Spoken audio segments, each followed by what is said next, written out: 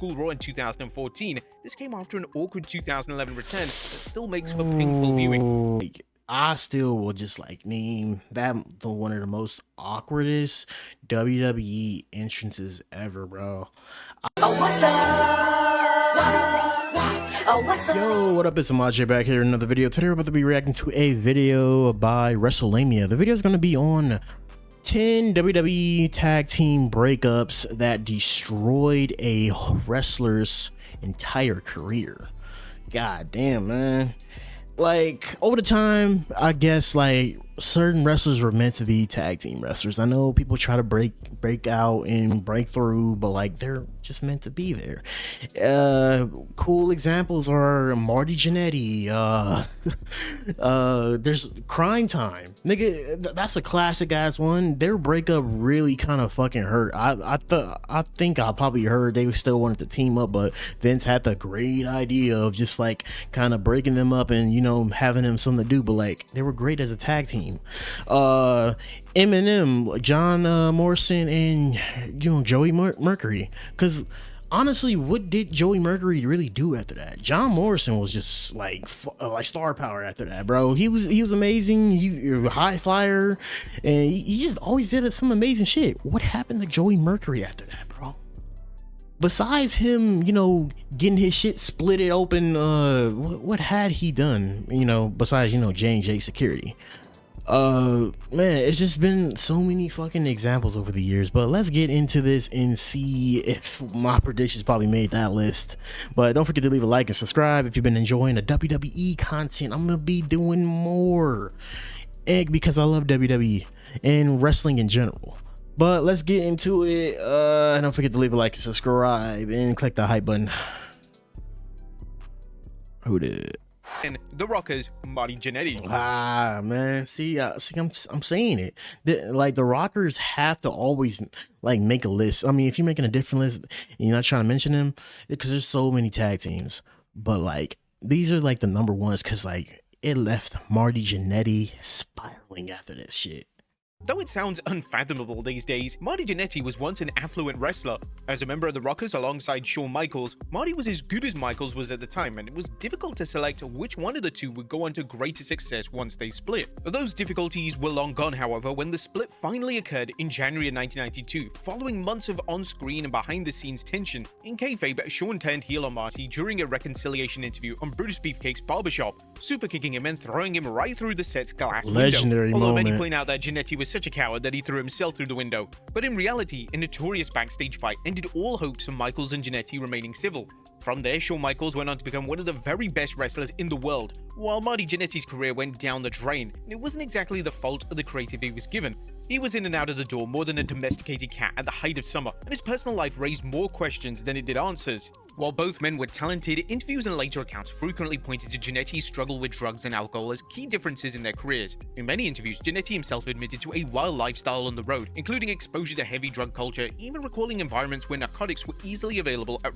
Hey man, it could either be one or the two. It could either, oh shit, fuck, I hope that ain't unplug my damn mic.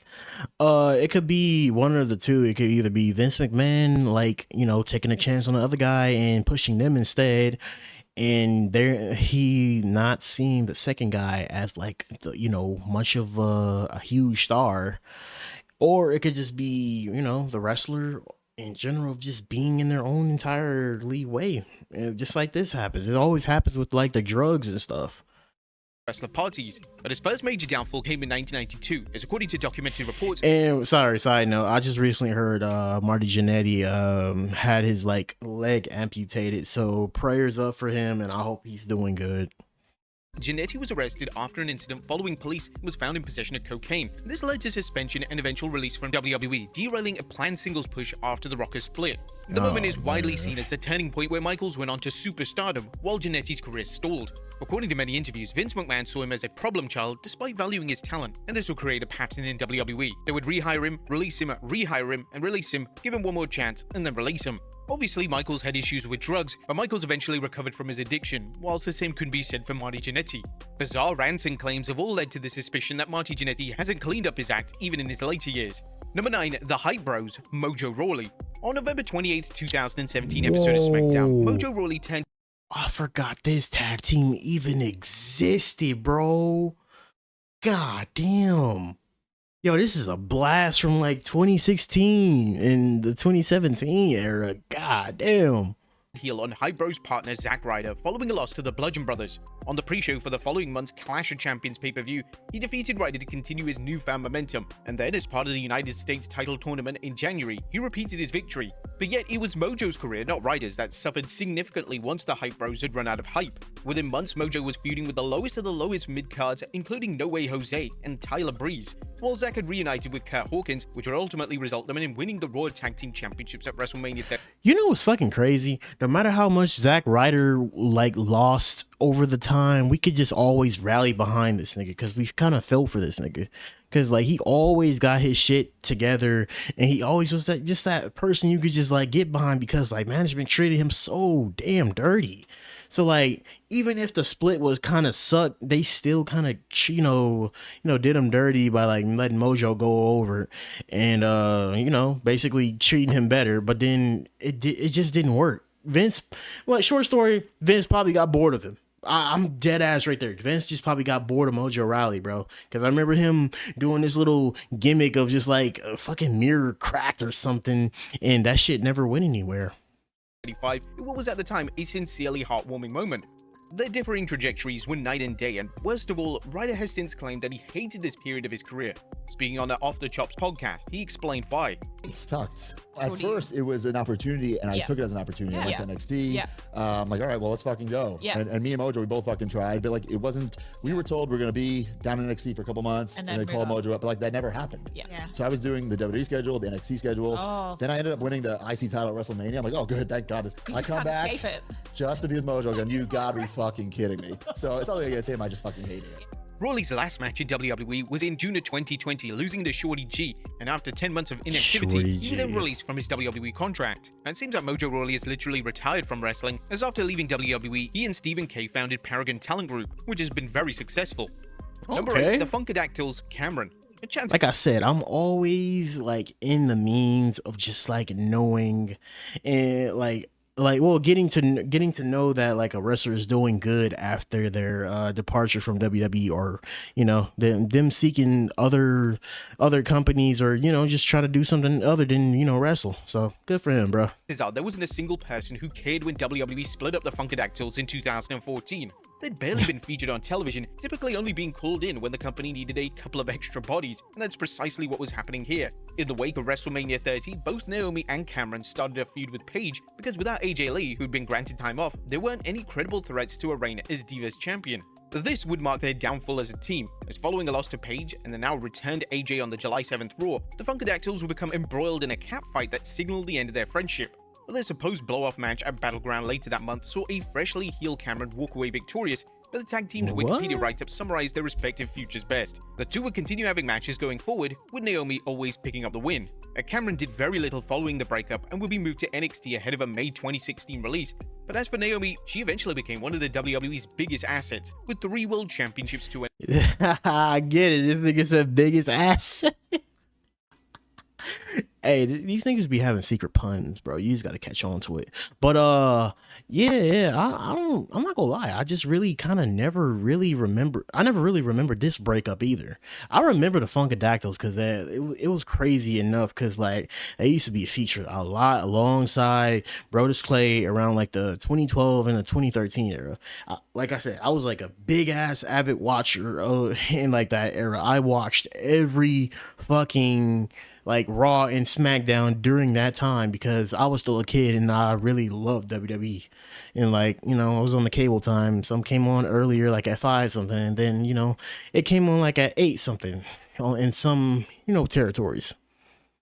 But like, I do not remember this. Hope Cameron doing good. Name, the most recent of which followed her incredible heel turn in 2025 and subsequent Money in the Bank victory. Number 7, Too Cool, Grandmaster Sexay. More celebrated as a trio alongside Rikishi than as a 2-man unit, Too Cool were a defining act of the Attitude Era, with the boisterous dance moves and bucket hat-wearing antics making them beloved by many. This strong reception was felt too by the WWE, as Scotty 2 Hotty and Grandmaster Sexy would have a brief reign with the Tag Team Championships, which says a lot considering the era was dominated by some of the very best tag teams in history. Unfortunately for the group, it was one bad thing after another. Once Rikishi has bounced back following his calamitous heel turn on October 2000, a broken ankle sustained in March of 2001 sidelined Scotty, but it was actually Grandmaster Sexay who suffered the most. He was cut from the company that May after being detained for drug possession while attempting to cross the borders between the US and Canada. The second-gen star was never the same again, as although he managed to reunite on-screen with Rikishi and Scotty 2 Hotty for an old-school Raw in 2014, this came after an awkward 2011 return that still makes for painful viewing. Tragically, Brian Christopher ultimately took his own life in July of 2018 at the age of 46. I'm sorry, rest in peace to him, but like I still will just like name that one of the most awkwardest WWE entrances ever, bro. I don't know what it really sucks that he got treated like that, but like damn, man. Like he came out like everybody act like they didn't even know who he was or like what was going on there. They didn't even cheer, didn't even like, it was just like a blank ass like reaction toward him. And I mean, I get why, because like he hasn't been seen in WWE in a long ass time since the time of I guess old school Raw, but that's only alongside Rikishi, and you know, without the star power Rikishi and you know, Grandmaster Sexay or whatever. Well, not Grandmaster, bro. Oh my god, that's his name.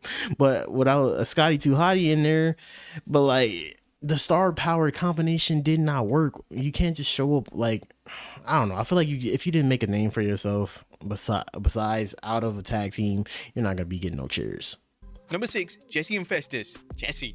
And not every tag team is created with the intention of finding this generation's Hart Foundation or Hardy Boys, but WWE seriously may as well not have bothered when the gimmick of Jesse and Festus was first pitched, which would have seen Jesse act as a handler, for lack of a better word, for the absent-minded Festus. Nonetheless, it escaped the writer's room and they became the Ruthless Aggression's newest cannon fodder. Unsurprisingly, they didn't come anywhere close to winning the tag team championships before WWE mercifully sent them on their separate ways in the 2009 draft. Both then developed new gimmicks as Festus became Luke Gallows as an enforcer for CM Punk, while Jesse became Slam Master Jay, a white rapper, and we'll let you figure out which gimmick lasted longer. Again, surprisingly, Jesse retired from the ring following his WWE release, having failed to follow in the footsteps of his fabulous Freebird father, Terry Gordy, while Festus found immense success with Carl Anderson that led him back to WWE for a further 2 stints, alongside a combined 13 tag team championships around the world. Damn. Number 5, the Quebecers, Jacques. Man, that breakup was just like that breakup was just like, well, it wasn't really a breakup, but like they kind of like made it a breakup by, you know, splitting them up, and you know where they went with that shit. I remember when Jesse literally tried to get this nigga Jimmy Wayne Yang to become more cooler by going the hip hop route. I'm like, oh my god, bro, this is what the fuck Vince is doing on TV. Jesus. Rougeau. Wrestling fans of a certain age may recall the Quebecers for their 3 reigns as WWF Tag Team Champions, or for the hidden gem of a match against Bret and Owen Hart from the 1994 Royal Rumble. But you'd have to be a pretty ardent fan to remember their breakup. After dropping the titles to the Head Shrinkers in April of '94, and after having lost many matches to the duo on the house show loop, Pierre had had enough, snapping and attacking Jacques Rougeau on a house show. The result was a match between the two in Montreal, which also marked the retirement match of the victorious Jacques on a house show. Indeed, both the breakup and the blow-off for the prominent New Generation tag team went untelevised. Imagine if WWE pulled the trigger on a New Day breakup, but it did it on a random live event in Barcelona. You'd be outraged, well, unless you were from Barcelona. Of course, with wrestling being what it is, Jacques ultimately reunited with Pierre, now Carl, in WCW as the Amazing French Canadians, and they even returned to the WWF for a terse second run as the Quebecers during the Attitude Era, but the 1994 disbanding really marked the end of the road for the second-gen Rougeau.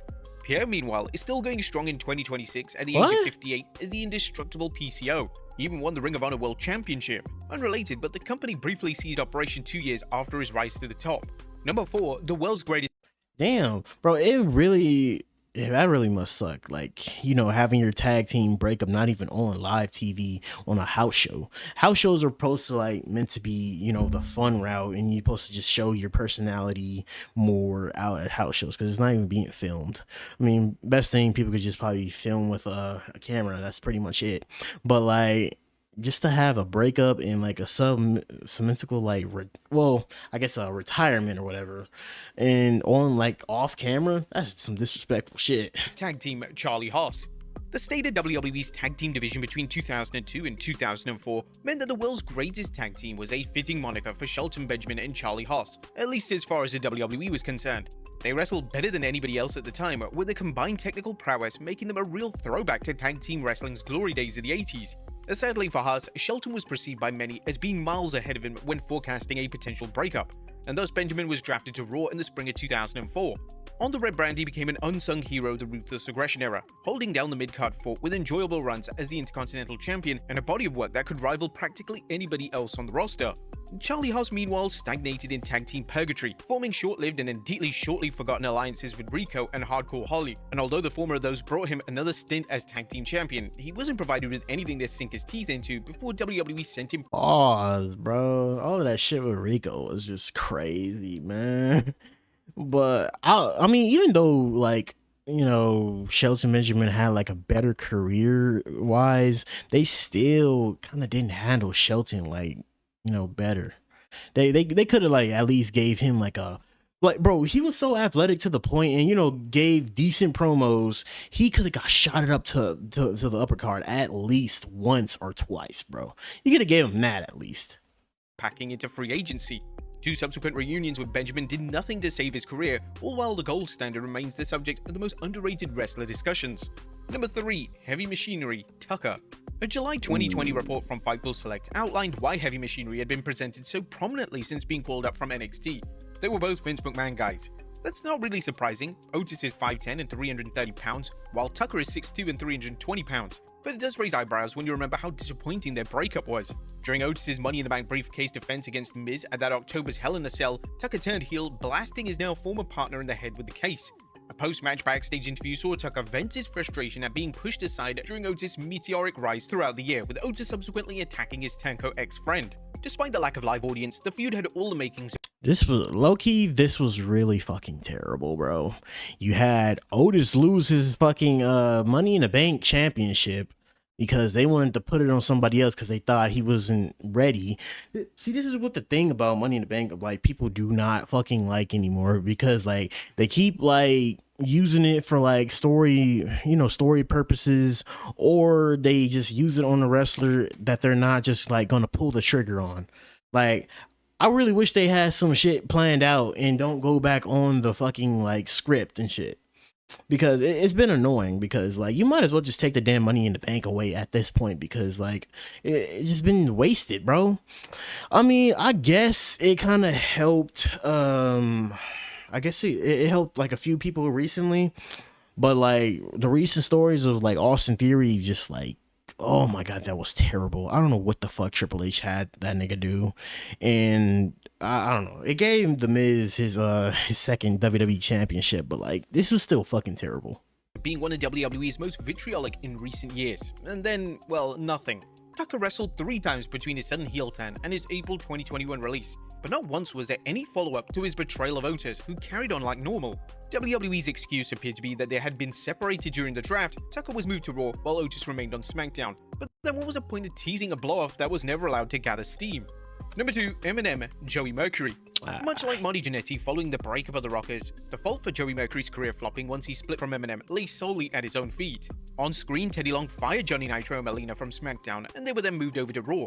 Off screen, however, Joey Mercury was legitimately facing a 30-day suspension for violating WWE's wellness policy, which actually kept him off the road for 6 months while WWE worked out his new direction. That new direction, by the way, well, it was reuniting with Nitro as soon as he was back on television, which led him to an infamous 4-team ladder match at Armageddon 2006 that featured a detonation of an atomic bomb over Joey's face. Indeed, a botched spot saw a ladder swing upright into... Damn, coming back from like a 6-month break off of the, you know, the wellness policy, you know, them keeping you off TV. Well, they probably kept him off TV for longer, just to reunite with Eminem. But just imagine that, coming back and then getting injured and then going right back to the couch to sit. Fuck, I mean, they at the time they were still paying him at least, and you know, taking care of his bills. But like, goddamn, I would want to be on TV. I know making money is cool, but like my star power is like lowering. Eminem's face, with Joey taking 99% of the impact. His nose and orbital bone were broken, and he required 30 stitches to close the gash. And while WWE tried to turn this into a storyline, it was difficult to run the Eminem gimmick when one of them was wearing a protective face mask. Needless to say, he didn't last much longer in the company after this. As for Johnny Nitro, he became John Morrison. He won several singles and tag team championships and went on to become quite the viral sensation in WWE and further afield for his jaw-dropping athleticism. And number 1, the Smoking Guns, Bart Gunn. The Smoking Guns deserve a lot more credit than they currently get. They won the Raw Bowl, they won the tag team championships 3 times, which is one more than the Hart Foundation, the Brothers of Destruction, and the Legion of Doom managed to win the belts, and they were one of the new generation's tandems who were actually good hands between the ropes. All in all, that sounds like a Hall of Fame track record, even more so when you consider some of the slop that has already been inducted. Unfortunately, holy fuck, I still can't believe they put Donald Trump in the goddamn Hall of Fame to this day, bro. I mean, this is probably like way before he like was really the president and shit, but even then he was still shaky back then. But people just saw him as a rich guy, but like he still had these weird ass takes. But like, I still cannot believe he's in the Hall of Fame where they got some of these legends that's still not in here. They ruined it all when they broke up, primarily because of how awful the breakup was. Once Sonny ditched the kayfabe brothers following the end of their 3rd title reign, repeated miscommunication ended when Billy walked out on Bart during an episode of Superstars, but Bart still managed to defeat the New Rockers on his own, rendering the supposedly dramatic moment pointless. From there, it kept getting worse, as an ill-timed neck injury to Billy prolonged the payoff, which finally happened in June of '97, by which point Billy had become Rockabilly. And despite the terrible name-changing gimmick, it was Billy who became the star. He formed the New Age Outlaws with Road Dogg and joined D-Generation X, while Bart Gunn's claim to fame was accidentally winning the Brawl for All tournament and getting obliterated by Butterbean at WrestleMania 15. Well, at least he got a singles match at WrestleMania, I guess. Bart Gunn would then have some sporadic runs in All Japan Pro Wrestling, New Japan Pro Wrestling, and even attempted to return to WWE in 2003. His last appearance in WWE was his participation in the 15th anniversary Battle Royal. God damn, they brought a lot of wrestlers back in that fucking era. Just I don't even remember. God damn. I don't even remember like half the people that were brought back. Oh shit, I'm gonna drop my phone. But damn. After that, he retired from pro wrestling. Sadly, not much of a Hall of Fame career compared to his other partner, Billy Gunn, who is still wrestling at the age of 62 and is still in phenomenal shape. But there you have it, folks.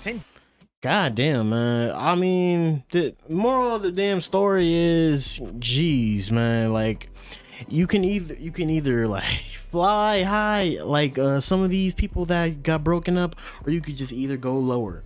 Or it could just be happening with both, like, you know, Matt Hardy and Jeff Hardy. Like Jeff Hardy went on to some, like, you know, stardom, and then Matt Hardy went on to some stardom. But I feel like it worked better in TNA when they broke up. But the moral of the story is, man, shit doesn't work out sometimes when they be breaking people up, bro. Like, I really think they really shouldn't broke up some of these like teams, because they are actually better as a fucking team, honestly, in my opinion. But you know, some shit don't be working out, and WWE always want to do what WWE does, and you know, just end shit out of nowhere when some people probably enjoying that shit. But you know, some shit can get probably too old, but like the New Day really proved that stuff really can't get that damn old, and they will literally keep on going, because they went on for over fucking 10 years, bro. But I mean, that's all I gotta say about that. But let me know what you guys think of it, and let me know what tag team y'all thought was like the worst breakup. But I'll catch you guys in the next video, and don't forget to leave a like and subscribe on my video, and go check out WrestleMania's original video. I'll catch you guys in the next video. He was the best guy around. What about the people he murdered? What murder?